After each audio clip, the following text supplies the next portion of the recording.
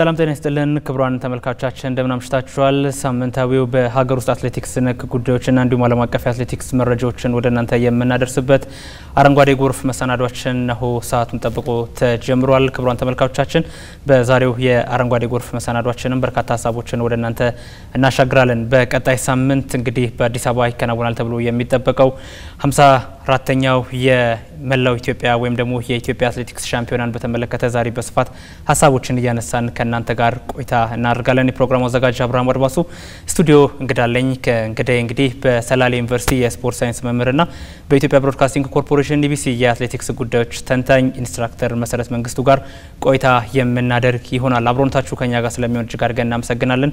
መልእክት እንከታተልና ተመልሰን እንገናኛለን።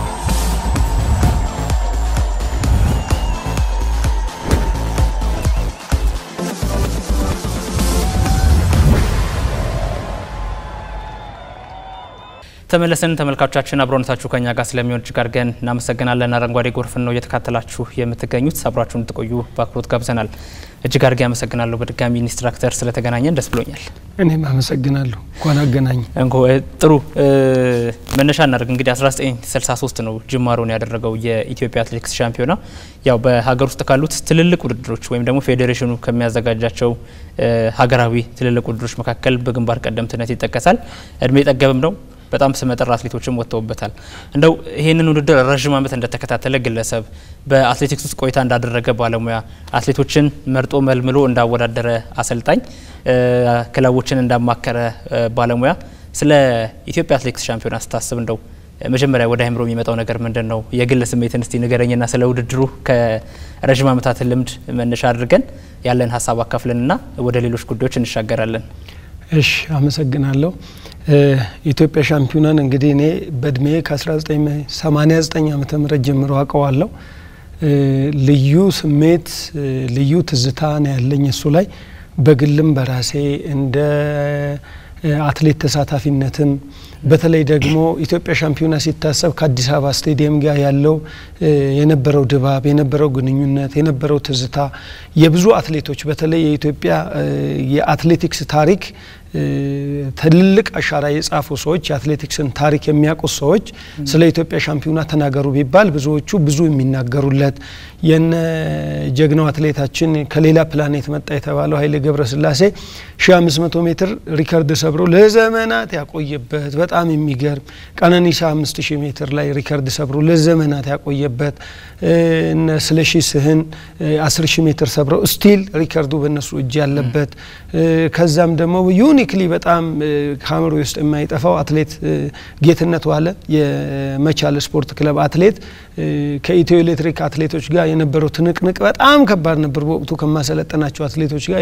የራሳቸውን አስተዋጽኦ አበርክተዋል። ለልጁ አንደኛው ወጥቶ 13:31 5000 ሜትር ሪከርድ ያዘበት የነገለቴ የነ ጥሩነሽ ዲባባ የሪሌ በተለይ ከሜጀራቸው በላይ የዱላ ቀብል ሩጫ ሲሮጡ የማረኩን ዘመን ወደ ኋላ ስንሄድ ደግሞ የነ ደራርቱን የነ ሉቺያን የነ ዘውዲ ኃይለ ማርያምን የነ ፋንታይ ሲራክን እኔ ስንቱን መናገር ይችላል። እጅግ በጣም እንትን ሬድ አሽ ወይም ደግሞ ቀያሸዋ ከነበረበት ዘመን ጀምሮ ትራክ እስኪሆን ከትራክነቱ ዘመን ደግሞ አይፋጊንቶት ኦሬዲ በኢትዮጵያን በመደገፍ ረገድ ወደ ትራክ ተቀይሮ ትልልቅ ውድድሮችንና ትልልቅ አትሌቶችን ያስተናገደ ልዩ ትዝታ ያለው እኔ እንደውም በኢትዮጵያ ውድድር ውስጥ ከሱ የተሻለ አመሮህ ላይ ምን ይመጣል ቢባል ጓጉቼም የምጠብቀው ልዩ ስሜትም የሚፈጥርብኝ ዘመን ብዬ እንደ ተመልካችም አሁን ቁጭ ብዬ ባየው ራሱ እንባዬ የሚቀር ትልቅ ውድድር ነው ኢትዮጵያ ሻምፒዮና ማለት። ጥሩ ምናልባት ኢንስትራክተር እንግዲህ እንዳልከው ለብዙ ባለሙያዎች ለብዙ አትሌቶች ትልልቅ የውድድር ድሮችንም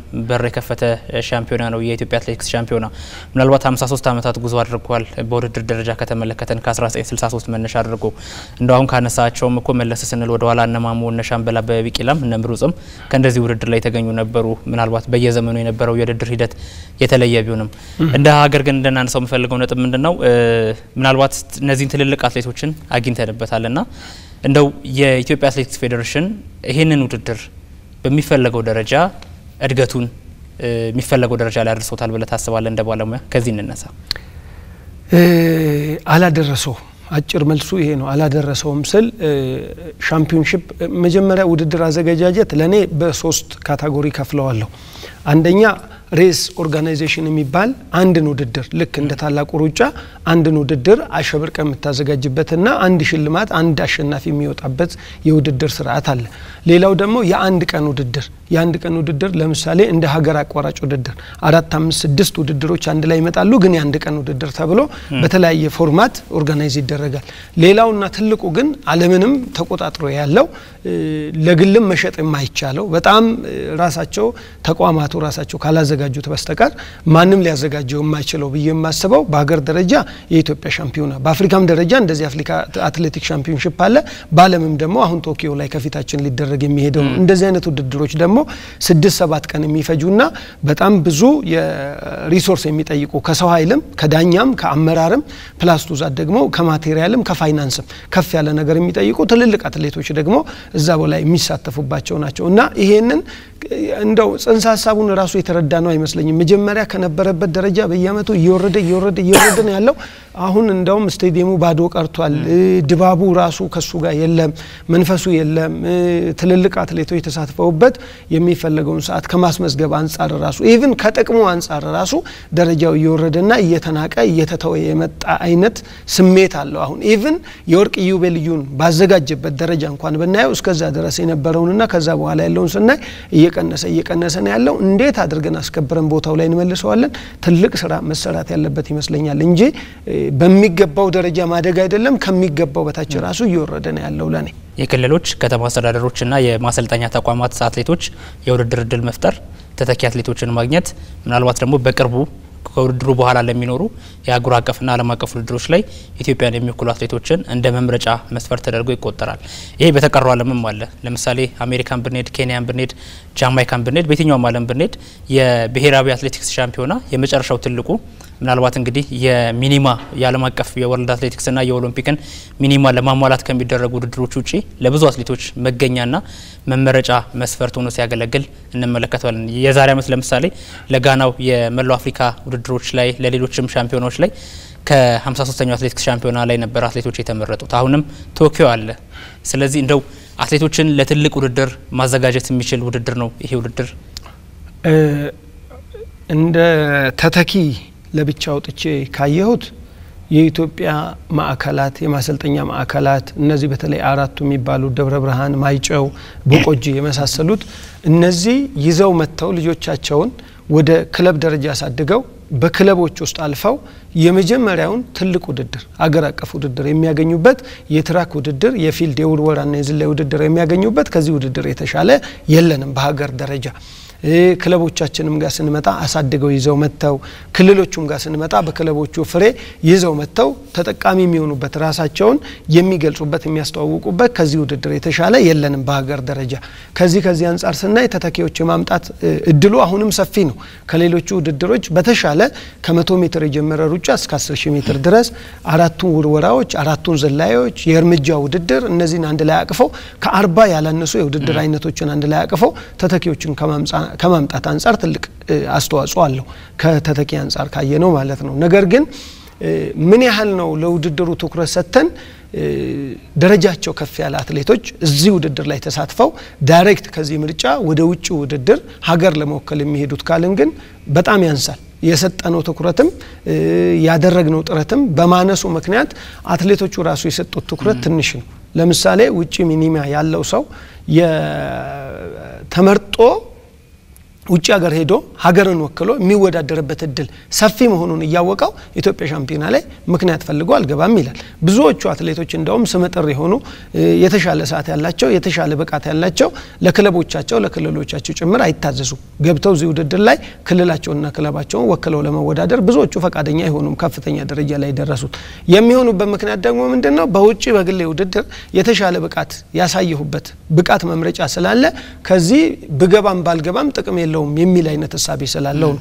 ነገር ግን ዳይሬክትሊ ሜካኒዝም ፈጥረንኛ ልክ ኬንያውያን እንደሚያደርጉት የኛኑ ነው ለነገሩ የወሰዱ። ድሮኮ እኛም እንደዛ ነበር። ዶክተር ወልደ መስቀል በነበሩበት ሰዓት ከኢትዮጵያ ሻምፒዮና ቶፕ 3 የወጣ ሰው ብሔራዊ ቡድን እንደሚወክል ይታወቃል መጀመሪያው። ስለዚህ ኢትዮጵያ ሻምፒዮና መምረጫ ውድድር ልክ እንደ ሀገር አቋራጭ ውድድር በቀጥታ መምረጫ መሆኑ ስለሚታወቅ ነገሮች ጠበቅ ብለው ነው የሚሄዱት እና አሁን ግን የሰጠነው ክብር ከአትሌቶቹ ተጠቃሚነት አንፃር የምንሰጠው ሽልማት አልፎ ተርፎ ደግሞ ልጆቹን መርጠን ለሌላ እድል ከምናሳልፍበት አንፃር እንደ አመራር የሰጠነው አመራርም ትንሽ ስለሆነ የሰጠነውም ትኩረት ትንሽ ስለሆነ ልጆቹም ስለናቁት ብዙ ጊዜ ፊልድ ኢቨንትስ እንደዚህ ውርወራ ዝላይ ላይ የእርምጃ ውድድር አጭር ርቀት አልፎ አልፎ ደግሞ መካከለኛ ርቀት እዚህ አካባቢ ያሉት በትኩረት ይሳተፉበታል ጓግተው ሌላ ምድል ስለሌላቸው እነዚህ ነው እንጂ ደጋግመህ የምታያቸው ወደ ላይ ከፍ ወዳለው ወደምንታወቅበት 5000 10000 አካባቢ 3000 ሜትር መሰናክል አካባቢ የምታቃቸውን ኤሊት የሚባሉ ቁንጮ የነኩ አትሌቶች እዚህ ቦታ ላይ ማግኘት ይከብዳል ይሄንን ልክ አውሮፓ ላይ ወስደ ብታየው የአውሮፓ ሀገሮች ላይ ወስደ ብታየው እያንዳንዳቸው ላይ እያንዳንዱ አትሌት ይሳተፋል በራሱ ላይ ህግም ስርዓትም አለው እኛ ግን ትንሽ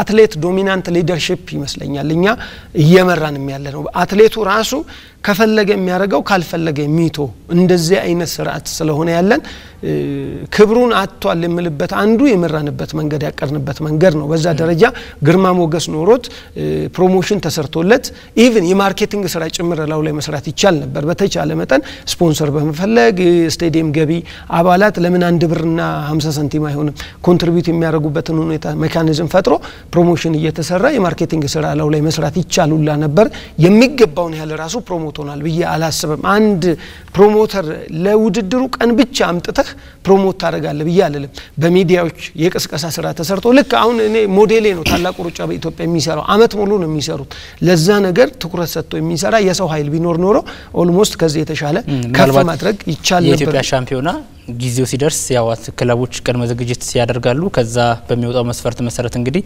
ለውድድሩ ሉካናቸውን ይልኩና ውድድሩ ይደረጋል ስለዚህ ልክ እንደ ሌሎች ውድድሮች አመቱን ሙሉ በርካታ ስራዎች መሰራት አለባቸው የሚለው ነጥብ ይመስለኛል ከዚህ ጋር ግን አያይዘ ኢንስትራክተር እንድታነሳል የሚፈልገው ነጥብ ምናልባት እንዳልከው ብዙ ተተኪዎችን አግኝተንበታል ከትልልቆቹ አትሌቶች ጀምሮ በወልደ መስቀል ኮስትሬ ዘመንም እንግዲህ በዶክተር ወልደ መስቀል ኮስትሬ ዘመንም ጀምሮ ብሔራዊ ቡድን የሚመረጡ አትሌቶች በዚህ ሻምፒዮና ላይ የነበራቸው ብቃት መሰረት ያደርግ ነበር ከዓለም አቀፍ ውድድሮች ባለፈ ያ ምን ያህል ተተኪዎችንና የቡድን ስራ አትሌቶችንም የቡድን ስራ ለማስተማርም ትልቁ አጋጣሚ እንደነበር ምክንያቱም በጋራ የሚሮጡበት ሻምፒዮና ነው በጋራ ልምምድ ማድረግ የሚችሉበትም ስራን ይፈጥር ስለነበረ ማለት ነው ምናልባት ግን አንዳንድ ጊዜ በተቃራኒው የሚነሱ ነጥቦች አሉ ለምሳሌ የቅርብ ጊዜ ተውስተዎቻችን ናቸው በኢትዮጵያ ሻምፒዮና በጣም ውጤታማ በጣም ባጭር ጊዜ ድንገት ከተለያዩ የማሰልጠኛ ማዕከላት ክለቦችና ክልሎች የመጡ አትሌቶች 10000 5000 3000 ትልልቅ ውድድሮችን አሸንፈው እንመለከታቸዋለን ከዛ ሚኒማውን ያሟላሉ ወደ ሀገር አቀፍና ዓለም አቀፍ ውድድሮች ይሄዳሉ በሚፈለገው ደረጃ ዛ መድረክ ላይ ግን ውጤት ሳያመጡ ደግሞ ይቀርቡባቸው አጋጣሚዎች አሉ ምናልባት ያ ምንድነው መሀል ላይ የተፈጠረው ልዩነት ምንድነው አትሌቶች እዚህ ጋር ውጤታማ ሆኑ የኢትዮጵያ ሻምፒዮና ላይ ልክ ወደ ዓለም አቀፉ መድረክ ሲመጡ ደግሞ ከውጤት ይርቃሉ አንደኛው ይሄ ነው ሁለተኛው ደግሞ አንዳንዶቹ ወጣ ገባ ሚል ብቃትና ለምሳሌ ነጌትነት ዋለን ብናነሳ በሀገር ውስጥ ውድድሮች ላይ ሁሉ ጊዜ ደጋግሞ የበላይነታቸውን ያሳያሉ ወደ ዓለም አቀፍ ውድድሮች ሲመጡ ውጤታቸው በሚፈለገው ልክ ደረጃ አይደለም ውጤታማ ቢሆኑም ሀገር በመጠበቃቸው ልክ ናቸው ብዬ አላስብም የተመዘገቡ ውጤቶችን ካየንና እንደ ሁለቱ ጋር ያለው ልዩነት ከምን አንፃር የሚፈጠር ነው በመጀመሪያ ደረጃ ውድድርና ስልጣና ስርዓቱን ማየት በትክክል ያስፈልጋል ይሄንን ለመመለስ የውድድር ስርዓታችን ብዙ ጊዜ አንድ ቦታ ላይ ሎካላይዝድ ሆኖ መኖሩ በራሱ ትክክል አይደለም ከሚሉት ነኝ እኔ ምን ማለት ነው ለምንድን ነው የኢትዮጵያ ሻምፒዮና ሚኒማም ማሟያ የማይሆነው ለዓለም አቀፍ ውድድር ራሱ የአልቲቲዩድ የዌዘር የሚነሳበት የጂኦግራፊካል ሎኬሽን ኢትዮጵያ ያለችበት የጂኦግራፊያዊ አቀማመጥ መልክዓ ምድሯ ከፍ ያለ ቦታ ስለሆነ በተለይ ከ2000 ሜትር ከባህር ጠለል በላይ ስለምትገኝ ያንን የሚፈልገውን ሰዓት ማምጣት አንችልም በሚል ሐሳብ ውስጥ ነው ያለነው ይሄ ማለት ምን ማለት ነው ለምን አንወርድም ወደ ሎላንድ ብለን ስንል ደግሞ ዳሎልን የያዘች ሀገር የመጨረሻውን የዓለም ዝቅተኛ ቦታ የያዘች ሀገር ማድረግ የሚችልባቸው ብዙ አጋጣሚዎች ነበራት ድሬዳዋን እንኳን መጠቀም ትችላለች ሌላ ቢያቀታት ማለት ነው ለሚኒማም ማምጫ ይሄ ማለት ምን ማለት ነው ሐዋሳን ብንጠቀም ባህርዳርን ብንጠቀም ዓለም የሚፈልገውን ስታንዳርድ ማሟላት የምንችልበት ይኖራል ብዬ አስባለሁ እንደነዚህ አይነት ኢንፍራስትራክቸርስ በየቦታው ሲሟሉ የተባሉት ማዕከላት ልክ ከጥሩነሽ ዲባባ ማዕከላት እንደመጡ ከደብረ ብርሃን ማሰልጠኛ ማዕከላት እንደመጡት አይነት አትሌቶች በቀጥታ ዓለም አቀፍ ላይ የሚመጡበት ሁኔታ ይፈጠራል ትክክል ነው መምጣታቸው ይሄ አሁን በእነሱ በኩል ዱሮ ሲጠበቅ የነበረውን ሴንትራላይዝድ የሆነውን ገቨርኒንግ ሲስተም ዲሴንትራላይዝ አድርገ ከክልሎችም አልፈ ወደ ዞንና ወደ ወረዳዎች አውርደ የሆነ ማዕከላት ላይ የሆነ ጣቢያ ላይ ታለንት ያለበት ላይ ልዩ ተሰጥኦ ያለበት ቦታ ተለይቶ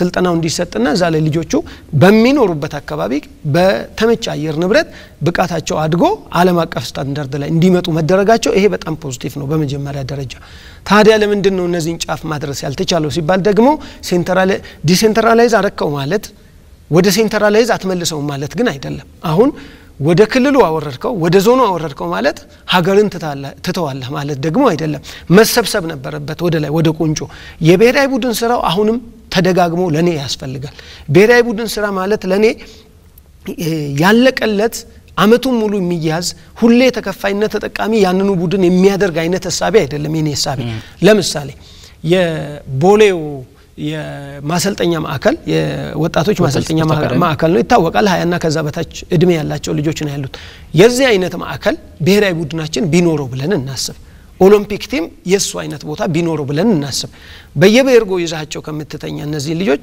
በቀጥታ ዛ ቦታ ላይ 3 ወር ይዛቸው ተጋባለ 3 ወር ይቆያሉ ውጤቱን ውድድሩን ይወዳደራሉ እነሱ ይወጣሉ ለምሳሌ የክሮሱ ቲም ይገባል 2 ወር 3 ወር ዛ ቦታ ላይ ይቆያል ከዛ ይወጣል ቀጥሎ የሻምፒዮንሺፕ ቲም ይገባል እሱም ይወጣል ቀጥሎ ለስፔሻል ኒድ ደግሞ የሚያስፈልግ ምናልባት የጎዳና ውድድር ሊሆን ይችላል ይገባል ይወጣል ሁሉ ጊዜ ያ ቦታ የልቀት ማዕከል ሆኖ የቅድም የነገርከኝን እነዚህ የተለየ ብቃት የሚያስፈልጋቸው በስልጠና በተለይ በተገቢው እድሜ ሊወጣላቸው የሚገባ ታለንት የሚባለው ምን ማለት ነው ተፈጥሯዊ ተሰጥኦ ይኖርህና ተፈጥሯዊ ተሰጥኦ በትክክለኛው የትሬኒንግ ስርዓት ሲያድግልህ ነው እንግዲህ ከፍተኛ ብቃት ላይ የምትመጣው እሱም ደግሞ እድሜውን ጠብቆ መምጣት አለበት እድሜውን ጠብቀ ካላሳደግክለት እንደ ቀጨጨዛው ላይ ለዛ ነው እንኳን ብዙ ጊዜ የአካዳሚ አትሌቶች በጣም ከኤሊት አትሌቶች ጋር ስመጥር ከሆኑ አትሌቶች ጋር ይወዳደሩና ውድድሩ ላይ በጣም ልዩነቱ በሚታይ መልኩ ይሸነፋሉ አንደኛ በሳይኮሎጂ በስነ ልቦና ረገድም ስለ ቀጣይ ውድድር ላይ የማሰባሰብ ማይኖራቸውም ምክንያቱም ቀጣይ ትልልቅ አትሌቶች ጋር ለሚያወዳደሩን ከሆነ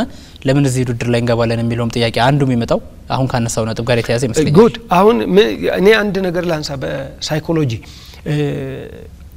how winners are thinking እንዴት አሁን ለምሳሌ የዓለም ሪከርድ ሰባሪ ሰው የዓለም ሁሉ ወርቅ የሚያገኝ ሰው እንዴት ነው የሚያስበው ነገሮችን ቻሌንጆች ሲገጥሙት እንዴት ነው ኢንተርፕሬት የሚያደርገው ይሄ ብዙ ጊዜ የአእምሮ ብስለትና የስሜት ብስለት ውጤት ነው በተለይ የሰው ልጅ ትልቁ ሰው የሚባለው ምንድነው ስሜቱን በአግባቡ መቆጣጠር የሚችል አይኪው ተብሎ ይገለጽ ኢንተሊጀንስ ኩዌሽንቱ የኢሞሽን ኮንትሮል ማድረግ የሚችለው ብስለቱ ደግሞ ከምንድነው የሚመጣው ከአእምሮ ብስለት ነው የአእምሮ ብስለትና የስሜት ብስለቱ የሚመጣው ደግሞ በልምድ ነው ይሄንን እንዴት ነው የምታደርገው የብሔራዊ ቡድን ቢኖርህ እነዚህ ከታች ከማዕከላት የሚመጡ ልጆች የበሰለው ብሔራዊ ቡድን ውስጥ ገብተው አብረው እየተወዳደሩ ራሳቸው ኢቭን ፔስ ሜከር እየሆኑ ቲም ወርክ እየሰሩ ዱላ ቅብብሎሹ በዛ ላይ ከስሜትም ከአመራርም ራሳቸው መሬት ላይ ራሱ ለምሳሌ አንድ ላንሳልህ 2004 የአቴንስ ኦሎምፒክስ ሲከናወን እና አበበ ዲንቄንሳ ይኖሩበት በጣም የሚቆጨኛ አትሌት ነው ባይዞ አበበ ዲንቄንሳ ማለት በጣም የተለየ ሰው ኢትዮጵያ በሪከርድ ደጋግማ ልታዩ የሚገባት ሰው ነበር አቴንስ አበበ ስለሺና ቀነኒሳ ናቸው አንድ ላይ የቀረቡት ሶስቱ ለዛ ሻምፒዮና ቀርበው በወቅቱ ዝናብ ዘነበ ትራኩ ላይ ዝናብ ነበር ዝናብ ሲሆን ጡንቻ ላይ ምን ይሆናል ስለሺና አበበ ዲንቄንሳ ዕውቀቱ አልነበራቸውም ያን ያህል ቀነኒሳ ደግሞ ዕውቀቱ ነበረው ዘን ዙሩን እያከረሩ እየቆረጡ እንደ 2003 የፓሪስ ሻምፒዮንሺፕ እንደዛ ይወጣሉ ተብሎ ይጠበቅ ነበር ግን ያ አልሆነም ለምንድን ነው ያን ማድረግ ያቃተን ቀነኒሳ አልወጣላቸው ሁለቱ ልጆች እየተቀባበሉት መሩ መጨረሻ ላይ ፊኒሺንግ ሲሞክሩት ጥሩ ነበር አበበ ሄደው መጨረስ አልቻለም እግሩ ደነዘዘ ለምን ሲባል ጎማ ውሃ ጠጥቶ ውሃ የጠጣ ጎማ ላይ ያን ያህል መምራትና ያን ያህል ጉልበት ማውጣት መጨረሻ እንደማያስኬድ ቀነኒሳ ያቅ ነበር እሷን ማይክሮ ሰከንድ ሴፍ ስላደረገ ወርቅ ወሰደ ያኛው ደግሞ ተቃጠለ ኦልሞስት 150 ሜትር ሲቀረው አንደኛ የነበረ ልጅ ወደ 6ኛ 7ኛ ደረጃ መጣ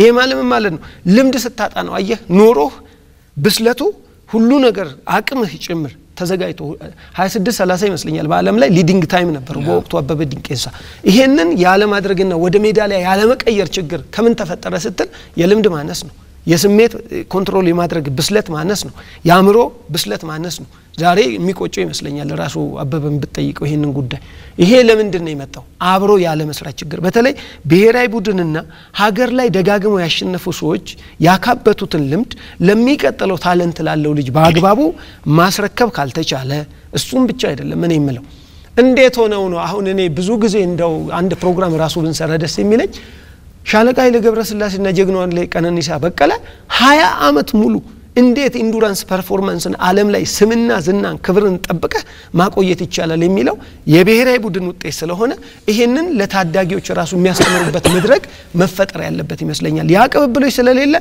ያላቸውን በሙሉ ይሰጣሉ እነዚህ ህፃናት ከዛ ይመጡና የሆነ ቦታ ሲገጥማቸው ስሜታቸው ሲያሸንፉም ደስታቸው ልክ ወደር የለውም ልክ የለውም ሲሸነፉም ኢሚዲየትሊ ስብር ይላሉ ተስፋ ይቆርጣሉ በዛው ልክ ደግሞ ታለንታቸው በአግባቡ ስለማይመራና የለት ውጤትና የለት ገንዘብ ብቻ ማዕከል አድርገን ስለምንሰራ ወይ በኢንጁሪ ይወጣሉ ወይ ደግሞ በርናውት ይባላል ተቃጥሎ መቅረት የተፈለገው ዛፍ ችግኝ እሸቱን ሳይጨርስ አይጭደው ፍሬ መሆን ያቀተውና ሙሉ ለሙሉ ከሲስተሙ ይወጣባል ብዙ ናቸው እንደዛ ያጣናቸው በዚህ ዘመን ውስጥ በተለይ ባለፉት 10-15 አመታት ሶ የሚፈለገውን ያህል ክሊማክሱ አንጥቷል አሁን እኔም አከላቱን እኮ መጠይቀው አላፈሩም አይደለም ግን ቀነኒሳን የሚሆን ሰው አልሰጡንም ነው ገና አሁንም አላፈሩም አይደለም ጥሩነሽን የምትመስል ሴት ደጋግማ ሀገር የምታስከብር ሴት አልሰጡንም ያ ማለት ነው እየተቀጩ ነው ያሉት ማለት ነው ልክ የምትለው ቦታ ላይ ሲደርሱ ታንቀው ይቀራሉ ይዛ ቦታ ላይ ሳይደርሱ ይሄ ደግሞ በመንድ ነበር የሚመጣው በዚህ ሻምፒዮና ነበር የሚመጣው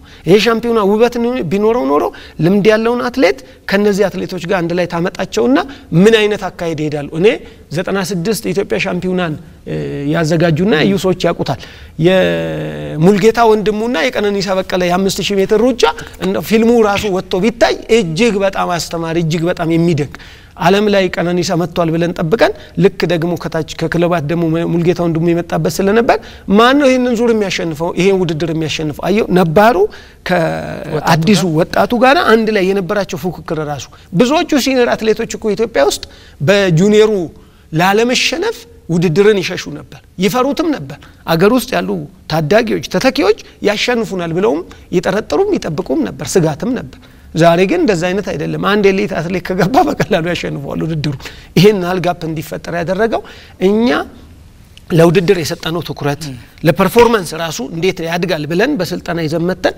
የሰጠነው ትኩረት ነው ይሄን ያደረገው እና ሳይንሳዊ ነው እንላለን እንጂ ከላይ ሽፋኑ ቋንቋውን የሰራንበትን አሰራራት ቁጭ ብለን ብንገመገመው ግን ሳይንሳዊ ያለመሆኑን ራሱ ይነግራናል ምናልባት አሁን መጨረሻ ያነሳው ነጥብ ጋር ኢንስትራክተር በተለይ ካልተሳሳትኩ 2015 ይመስለኛል ለሰንበትና ጉዳፍ ብቻቸውን ተለይተው የወጡበትን የ5000 ሜትር ከተመለከተን ምን ያህል እንግዲህ ኤሊት አትሌቶች በስነ ልቦናውም በልምድም በብዙ ነገር በልጠው እንደሚገቡ ማሳያ የነበረ የፍጻሜ ውድድር እንደነበር እናስተዋውሳለን ለማንኛውም ከመልእክት በኋላ ተመልሰን ስንገናኝ ደግሞ ተጨማሪ ሀሳቦችን እያነሳን ቆይታ እናደርጋለን አብራችሁን ቆዩ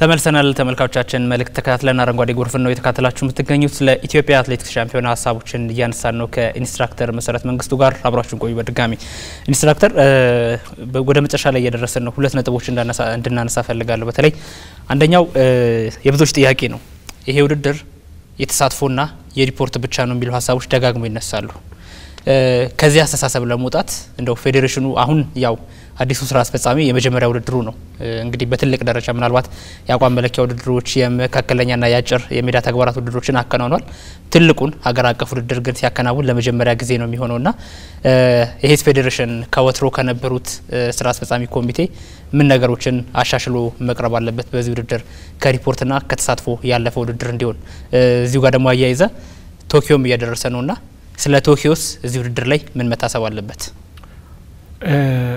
ለሁለቱም ለኔ የሚታየኝ ቀኑ ያጠረባቸው ይመስለኛል ከተለመደው አካሄድ ለ54ኛው ይደርሳሉ ብሎ ማሰብ ትንሽ የሚከብድ ይመስለኛል በልዩነት ሻምፒዮናውን ማሸብረቅ የበለጠ ማስተዋወቅ የበለጠ ፕሮፊቴብል እንዲሆን ቫልዩብል እንዲሆን ዋጋ እንዲኖረው አትራፊ እንዲሆን ካስፈለገ ወጥ የሱን ስራ ትኩረት አድርጎ የሚሰራ ሰብ ኮሚቴም ቢሆን ተቋቁሞለት በልዩነት ስራ መሰራት እንዳለበት ይሰማኛል። ለምሳሌ ለተማሪዎች ነፃ ገብተው የሚያዩበት ባስ ሲስተም ፋሲሊቴት አድርገ ከከተማው ጋር ተነጋግረ የከተማው አስተዳደር የሆነ ቀን ላይ መዝናናት የሚፈልጉ ህፃናትን እኮ ስቴዲየም ሞልቶት እንዲያሸበርቅ ማድረግ ይቻላል።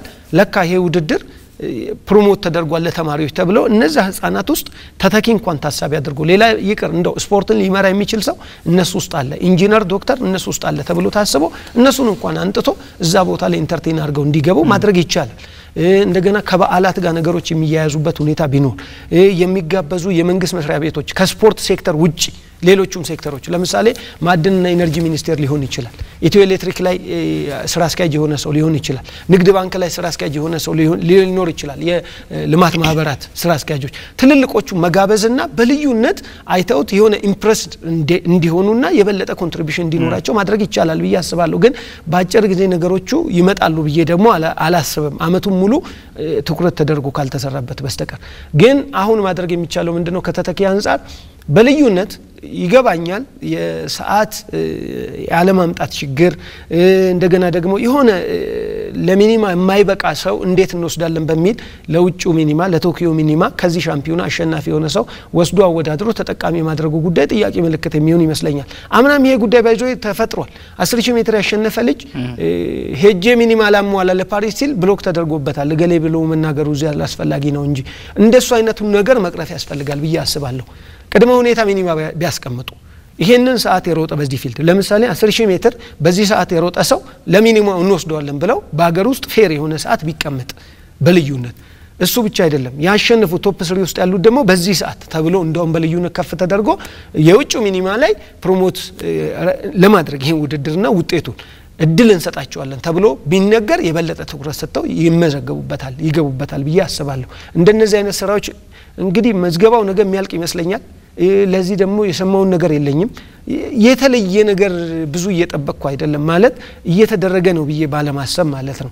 ለሻምፒዮናው ክብር ግን ብዙ ስራ መሰራት እንዳለበት ተሳታፊዎቹ ከተሳትፎች በላይ እንዲሆን ውጤቱ በጣም ተፈላጊ እንዲሆን በተለይ ማናጀሮቹና ከማናጀሮች ጋር የሚመጡ ግንኙነት ያላቸው አዳዲስ አትሌቶች እዚህ ላይ የሚያስመዘግቡ ሰዓት ውጪ ሄደው ውድድር ለመወዳደር ቪዛ ፓስፖርት ለማግኘት ጠቃሚ እንደሆነ አቃለሁኝ። ከሱ በዘለለ ግን ሀገር ለመወከል ነው እዚህ ሻምፒዮና ላይ መገባው ብለው እንዲያስቡ ለማድረግ ነገሩን ትንሽ ከፍ ማድረግ የሚቻልበት ሁኔታ ቢፈጠርላለሁ። አያይዘን እንድናነሳ የምፈልገው ነጥብ እዚህ ጋር በተያያዘ እንግዲህ ቶኪዮም እየደረሰ ነውና እንዳልከው ስለ ቶኪዮ መታሰብ አለበት። ሚኒማዎቹም እንዴት ይሟላሉ በዚህ ውድድር ላይ ምን ጉዳዮች አሉ የሚለውን ያው አዲስ ስራ አስፈጻሚ ይሰራቸዋል ብለን የምንጠብቃቸው ስራዎች አሉ። ምናልባት በቀጣይ ቀናቶች እንግዲህ ይፋዊ መግለጫ ስለሚሰጥ ስለ ውድድሩ እዛ ላይ ምን አዳዲስ ጉዳዮች አሉ የሚለውን እንመለከታለን ብዬ አስባለሁ። ከዚህ ጋር ተያይዞ ግን ብዙ ጊዜ የሚነሳው አትሌቶች ራሳቸውን በሀገር ውስጥ ፕሮሞት ካደረጉ በኋላ ወደ ዓለም አቀፍ መድረክ ሲመጡ ቅድም እንዳነሳ ነው ውጤታማ ሳይሆኑ እንመለከታቸዋለን። ለዚህ ደግሞ አትሌቶች ለምሳሌ በኢትዮጵያ ሻምፒዮና ላይም በመካከለኛ ርቀት እና በሜዳ ተግባራት ውጤታማ የሆኑ አትሌቶች ግን በሚፈለገው ደረጃ እድሎችን ሲያገኙ አናይም። ምናልባት ገፋ ካለ ብዙ ጊዜ እንደምለው የመላው አፍሪካ ጨዋታዎችን ነው በሜዳ ተግባራትና በአጭር ርቀት የኢትዮጵያን አትሌቶች ተሳትፎ ታሪክን ካነሳን መላው አፍሪካ ላይ ነው ወይም ደግሞ የአፍሪካ አትሌቲክስ ሻምፒዮና ላይ ሲገደብ እንመለከተዋለን። እዚህ ሻምፒዮና ላይ ደግሞ በየአመቱ ደጋግመን ተመሳሳይ አትሌቶችን ምናልባት ክለብ ብቻ ቀይረው ካልሆነ በስተቀር ለምሳሌ 3 እና 4 አመት በኢትዮ ኤሌክትሪክ የተወዳደረ አትሌት የሜዳ ተግባራት ላይ በቀጣይ አመት 2 እና 3 አመታት ደግሞ ወይ የኢትዮጵያ ንግድ ባንክ ወይ የመቻል ተወዳዳሪ ሆኖ ክለብ ቀይሮ ከመመልከት ባለፈ ተተኪዎችን በእነዚህ ውድድሮች ላይ የማየት እድላችን ዝቅተኛ ነው ብዬ አስባለሁ። በግሌ ከኔ ትዝብት መነሻ ማለት ነው። ተደጋጋሚ ፊቶችን ነው በሜዳ ተግባራትና አጭር ርቀት ላይ የምንመለከተው። ያ ለምን መጣ? የመጡ ተተኪዎችስ ከመላው አፍሪካና ከአፍሪካ ሻምፒዮና የዘለለ ተሳትፎ እንዳይኖረን ያደረገውስ ምንድነው ኮች? ይሄ ትልቁ ጥያቄ ነው። ከባዱም ጥያቄ ነው፣ ትልቁም ጥያቄ ነው። ባጭሩ ኢትዮጵያን ስፖርትና ስፖርት መስመር ላይ ያለነው ሰዎች ፊዚክስ ሊገባን አልቻለም። እኔ ባጭሩ ማስቀምጠው ይሄ ነው። አጭር ርቀትና ውርወራ ዝላይ ፎርስ ፕሮዳክሽን የሚባል ቋንቋ ይፈልጋል። ኃይል ማመንጨት አለብን። ፓወር ፕሮዳክሽን ፎርስ አፕሊኬሽን። እንዴት ተገቢው ፎርስ ለውርወራው ቃም ይሁን ለመሬቱ አፕላይ ተደርጎ በዛው ልክ በኒውተን ፕሪንሲፕል ግፊቱን አግኝተነው የዛን ውጤት ኢፌክት አግኝተነው ወደሚፈለገው የውርወራ ርቀት ወደሚፈለገው ዝላይና ወደሚፈለገው ያጭር ርቀት ፍጥነት መቀየር ይቻላል የሚለው ፊዚክስ ሊገባን አልቻለም። ይሄ ደግሞ ሲነገር አንዳንዱ ይከፋዋል። እንግዲህ እኔ አላቅም ነገሮች ከባድ ናቸው። የውቀት ማነስ እዚህ ፊልዶች አካባቢ የሚያሰለጥኑ ሰዎች ጋር አለ። የውቀት ክፍተት የክህሎት ክፍተት አለ። የልምድ ክፍተት አለ። በዛው ልክ ደግሞ አመራሩ ጋር ትንሽ የሚታየውን ነገር ተስፋ ለመስጠት ለማገዝ ተብሎ ትንሽ ድጋፍ ሲደረግ አይታይም። የ10000 ሜትር ላይ ወይም 5000 ሜትር ላይ ያለውን ያህል ውጤት ካጭር ርቀት የመጠበቅ ከውርወራ የመጠበቅ ከዝላይ የመጠበቅ ትሬንዱ አለ። አሁንም እንደዛ አድርገን መቀየር እንችላለን ወይ ብዬ አላስብም። ስለዚህ ምንድነው ይሄን ሊፈታው የሚችለው? ጥናት ማድረግ ምን አለን በተጨባጭ መሬት ላይ ምን አለን? ከዛ ቀጥሎ ዓለም ወይም አፍሪካ ከኛ በምን ያህል ጋፕ ነው ያለው? እኛ ምን ያህል ወደ ኋላ ቀረን? ይሄ ጋፕ መቼ ይሞላል? እንዴት ይሞላል? ሲሞላስ ደግሞ በየአመቱ በመናሳየው እድገት ምን አይነት ፕሮሞሽን እየሰጠ ነው እንሄድ? መቼ የት እንደርሳለን ብለን ታርጌት አድርገን ብዙዎች ሐሳብ አለን መቀየር እንችላለን ብለው የሚያስቡ አሰልጣኞች ይገጥሙኛል። በዚህ አይነት ርዕስ ላይ መቀየር የሚቻል ከሆነ መሬት ላይ ምን አለን? መቼ ነው የሚቀየረው? ስንት አመት ይፈጅብናል እኛ ዓለም ውስጥ ለመግባት ራሱ? የማንገባ ከሆነ የኔ አቋም ይሄ ነው። የማንገባ ከሆነ ልጆቹን እዛ ቦታ ከማቃጠል ይልቅ ወይ ይማሩ ወይ ይነግዱና ሌላ ስራ ይስሩ ወይ ገበሬ ልጆች የሆኑ ይረሱ። ከዛም በኋላ ፕሮዳክቲቭ ይሁኑና ህይወታቸውን ይምሩ በትክክል። እስቲ 15 እና 20 አመት አንድ አጭር ርቀት ሯጭ ወይም አንድ ወርዋሪ ይዘህ ቆይተህ የክለብ ደሞዝ ብቻ ስከፍለው ኖረህ የሆነ ቀን ላይ ከንቅልፉ ሲነቃ ማግባት መውለድ እንዳለበት ያስባል፣ ቤት መስራት እንዳለበት ያስባል፣ ኑሮ መኖር እንዳለበት ያስባል። ግን ምንም የለም እጁ ላይ። ያ ሰው ቀጥሎ ሌባ ነው የሚሆነው? ማንጀራ መቼ እናድርገው? ወይስ ወደ ኋላ ተመልሶ መማር ይችላል? ወይስ ቀን ስራ ሰራተኛ ነው መሆን የሚችለው? ነገሮች በጣም ይከብዳሉ። በጣም ከሲስተም ውስጥ የወጡብን ብዙ ልጆች አሉ። እንደዚህ እያሰብን እየሰራን አይደለም ከመልበት ሻምፒዮኑ አንዳንድ ጊዜ እንደው ይደብራቸዋል እነሱ። ግን አጭር ርቀት ውርወራ ዝላይ ለእንደዚህ አይነት ሻምፒዮና መደገፊያና ማድመቂያ እንዲሆን ዝም ብሎ ለይስሙላ የተሟላ ለማሟላት ተደርጎ የመጡ ልጆች ይመስላሉ። የሚቆጩኝ ልጆች አሉ። ወርዋሪ ላይ ዘላይ ላይ በጣም የሚቆጩኝ ልጆች አሉ። ስፕሪንተር ላይ ናታንን የመሰለ ልጅ ነው፣ ወጥረን የመሰለ ልጅ ነው፣ አቤልን የመሰለ ልጅ ነው ሚስ ያደረግነው ደግመን ለማግኘት እንኳን ምን ይቸገረው እና አትክልትን የመሰሉ ልጆች በጣም የሚገርሙ ነነይማን የመሰሉ ልጆች ሚስ አድርገናል አጭር ርቀት ላይ። ይሄ ምንድነው የሚያሳየው? የሚገባንን ያህል ትኩረት ባለመስጠታችንና የእድገት መሰላሉን መዘርጋት ባለመቻላችን። አሁን ምንድነው አንደኛው አትሌት እንዴት ማኔጅ ይደረጋል? በሌላ በኩል ደግሞ ፐርፎርማንስ እንዴት ማኔጅ ይደረጋል? እንደዚህ አይነት ውድድር ሲደረግ ውድድሮች ራሳቸው እንዴት ማኔጅ ይደረጋሉ? ኮላፕስ ያደረግነው ማኔጅመንት ነው ብለን ስንል ዝም ብሎ ደረቅ ማኔጅመንት የተማረን ብቻ ለማለት ፈልገን አይደለም። እየነጠልክ ማናጀሮች እኮ የውጭ ማናጀሮች በጣም የሚበልጡን አትሌቱን ከነባህሪው ከነሰውነቱ እንዴት ማኔጅ መደረግ እንዳለበት ያውቃሉ። በለጡት። ውድድር ለዛ ልጅ በሚመጥነው ደረጃ እንዴት ማኔጅ መደረግ እንዳለበት ያውቃሉ። ከነሱ ጋር የሚገኘውን የፋይናንስ ክፍያዎችና የልጆቹን ተጠቃሚነት እንዴት ማኔጅ እንደሚደረግ ያውቃሉ። አልፈው ተርፎ አትሌቱን በቤተሰቡ በኩል ባል ካለው ባል ወንድ ከሆነ ሯጩ ሚስት እና ከሷ ጋር ያለውን ግንኙነት፣ ሴት ከሆነች ደግሞ ባሏና ከሷ ጋር ያለውን ግንኙነት ጭምር ገብተው ማኔጅ የማድረግ ስራ እየሰሩ እኮ ነው ይሄ ውጤት ያስመዘገቡት።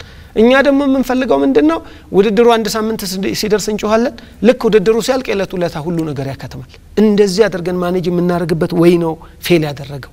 እሱን ሲስተም ካላሻሻልን በስተቀር አሁንም አጭር ርቀቱም አይደለም፣ ውርወራውም አይደለም፣ ዝላዩም አይደለም። እዛ ውስጥ ያለ ፊዚክስ ለኔ ደግሞ የቤት ስራ መስጠው እያንዳንዱ ዩኒቨርሲቲ ስራ መስራት አለበት እዚህ ላይ። ይሄን መስራት የማይችል ከሆነ እግር ኳሱንም ሌሎችንም ኳሶች መቀየር አይችልም። ለምን? ፎርስ ፕሮዲዩስ ማድረግ አንችልም። ማነው ፓወር ፕሮዲዩስ ማድረግ አንችልም። ፎርስ በተገቢው ደረጃ አፕላይ ማድረግ ካልቻልክ ባስኬትቦል ጋምቤላን የመሰለ ልጅ ይዘ እንደነሱ አይነት ደግሞ የተለያየ ብሔረሰቦች ውስጥ አሉ ረጃጅም ልጆች ፋይበሩ ያላቸው። እነዚህ ለዓለም ሳታቀርባቸው እንኳን ለዓለም ለአፍሪካ ሳታቀርባቸው ሚስ ማድረግ ማለት የኛ አእምሮ ተገቢውን የፊዚክስ ኖሌጅ ከስፖርቱ ጋር ገናኝቶ ይዞ መጥቶ ኪንሶሎጂ ባዮሜካኒክስ በሚባሉት ማገዝ ያለመቻል ችግር ነው ይሄን የፈጠረው። ኢን ተርምስ ኦፍ ኒውትሪሽን በጣም ሪሶርስ አለን፣ ግን እንዴት ልጆቹ ይመገቡ ማገዝ አልቻለም። ስለዚህ ዩኒቨርሲቲውም ይምጣ፣ ሪሰርቹ ይሰራ፣ እነዚህ ስፖርት ተቋማት በራቸውን ይክፈቱ። በጋራ ሆነን ካለወጥ ነው በስተቀር መልሰን አሁንም የምናለቅስ ይመስለኛል። በጣም ጥሩ ሰዓት ገደበን እንጂ ከዚህ በላይ በጣም በርካታ ነጥቦች መነሳት የሚችሉበት ውድድር ነው በያስባለው ኢንስትራክተር ለማንኛውም የኢትዮጵያ አትሌቲክስ ፌዴሬሽን ያከናውኗል ተብሎ የሚጠበቀው ስለ አመታዊው የኢትዮጵያ አትሌቲክስ ሻምፒዮና ነበር በስፋት ሀሳቦችን ያነሳን ተመልካቾቻችን ከናንተ ጋር ቆይታ ያደረግነው እዚህ ስቱዲዮ በሰላሌ ዩኒቨርሲቲ የስፖርት ሳይንስ መምህርና በኢትዮጵያ ብሮድካስቲንግ ኮርፖሬሽን ኢቢሲ የአትሌቲክስ ጉዳዮች ተንታኝ ኢንስትራክተር መሰረት መንግስቱ ጋር ቆይታ አደረግን ለአብሮነታችሁ ከኛ ጋር ስለነበር እጅግ አድርገን እናመሰግናለን ሳምንት በሌሎች አትሌቲክስ ነክ ጉዳዮች እንጠብቃችኋለን መልካም ጊዜ